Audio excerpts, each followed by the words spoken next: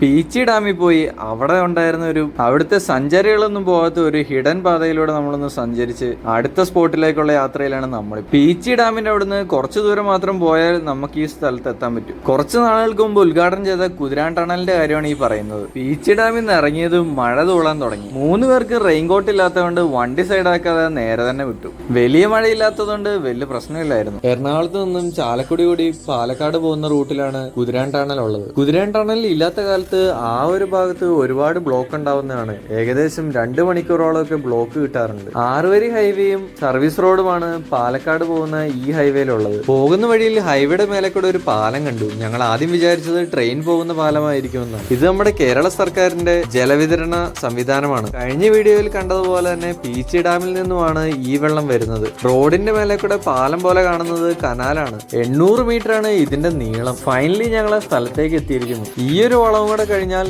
ടണലാണ് വരുന്നത്. മുന്നിൽ കാണുന്ന ചെറിയ മല തുറന്നിട്ടാണ് ഈ ടണൽ ഉണ്ടാക്കിയിരിക്കുന്നത്. നാഷണൽ ഹൈവേ 544 ഈ റോഡ്. ഈ ടണലിന് കുറച്ച് പ്രത്യേകതകളൊക്കെ ഉണ്ട്. സൗത്ത് ഇന്ത്യയിലെ ഏറ്റവും വലിയ ലോങ്സ്റ്റ് ടണലാണ് ഇത്. അതുമാത്രമല്ല 6 വരി പാത കൂടിയാണ് ടണലിനുള്ളിൽ കൂടെ വരുന്നത്. 5.5 മീറ്റർ ഉയരം വരുന്ന വാഹനങ്ങൾക്ക് മാത്രമേ ഇതിനുള്ളിൽ കയറാൻ പറ്റുള്ളൂ. ആഴ്ചകൾ കാണാൻ അവിടെ നിർത്തിയതും മഴ കൂടാൻ തുടങ്ങി. ഞങ്ങൾ വണ്ടിയെടുത്ത് നേരെ ടണലിനുള്ളിലേക്ക് വിട്ടു. നമ്മൾ പോകുന്നതിന്റെ ഇടത്തെ സൈഡിൽ കാണുന്ന ഈ ഒരു ചെറിയ പാതയായിരുന്നു നേരത്തെ ഉണ്ടായിരുന്ന NH.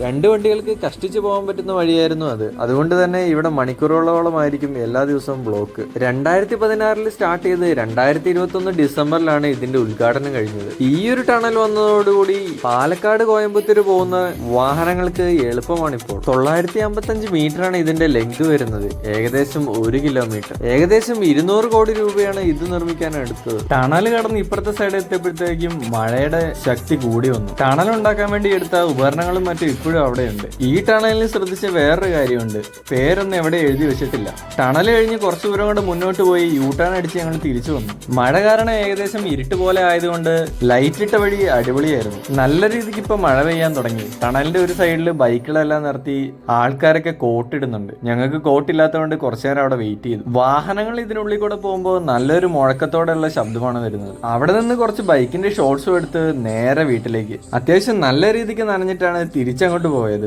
അങ്ങനെ ഞങ്ങൾ ടോണിച്ചേട്ടന്റെ അടുത്ത് പോയി ചായയും ഫുഡൊക്കെ കഴിച്ച് രാത്രിയിൽ തിരിച്ച് എറണാകുളത്തേക്കുള്ള മടക്കയാത്ര. രാത്രി കാഴ്ചകൾ കുറച്ച് ക്ലിയർ അല്ലാത്തതുകൊണ്ട് വീഡിയോ അധികം ഷൂട്ട് ചെയ്തിട്ടില്ല. ഈ വീഡിയോ ഇഷ്ടപ്പെട്ടാലും ഇല്ലെങ്കിലും കമന്റ് ഇടാൻ മറക്കരുത്. ഇതുപോലെയുള്ള യാത്രാ വീഡിയോകൾ ഇനിയും ഈ ചാനലിൽ വരും. അപ്പൊ സബ്സ്ക്രൈബ് ചെയ്ത് കൂടെ കൂടിക്കോ.